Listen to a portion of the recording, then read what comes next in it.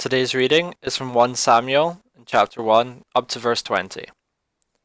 There was a certain man from Ramathaim, a Zophite from the hill country of Ephraim, whose name was Elkanah, son of Jeroham, the son of Elihu, the son of Tohu, the son of Zuph, an Ephraimite. He had two wives. One was called Hannah, and one was called Peninnah.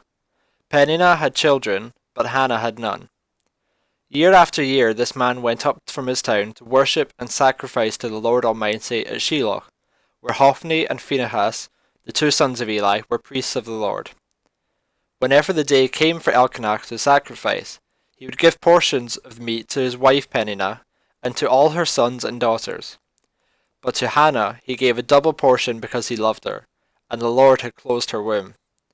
Because the Lord had closed Hannah's womb, her rival kept provoking her, in order to irritate her.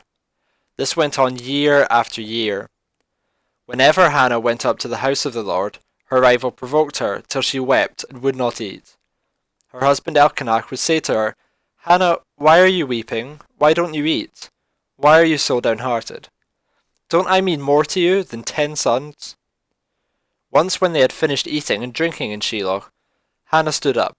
Now Eli the priest was sitting on his chair by the doorpost of the Lord's house. In her deep anguish Hannah prayed to the Lord, weeping bitterly. And she made a vow, saying, "Lord Almighty, if you will only look on your servant, and remember me, and not forget your servant but give her a son, then I will give him to the Lord for all the days of his life, and no razor will ever be used on his head." As she kept on praying to the Lord, Eli observed her mouth. Hannah was praying in her heart, and her lips were moving, but her voice was not heard. Eli thought she was drunk, and said to her, "How long are you going to stay drunk? Put away your wine."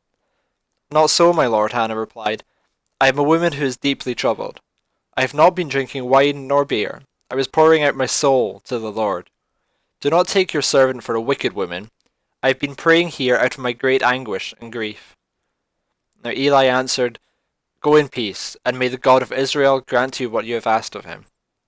She said, "May your servant find favor in your eyes." Then she went her way and ate something, and her face was no longer downcast.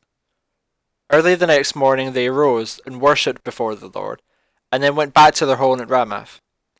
Elkanah made love to his wife Hannah, and the Lord remembered her. So in the course of time Hannah became pregnant, and gave birth to a son. She named him Samuel, saying, "Because I asked the Lord for him."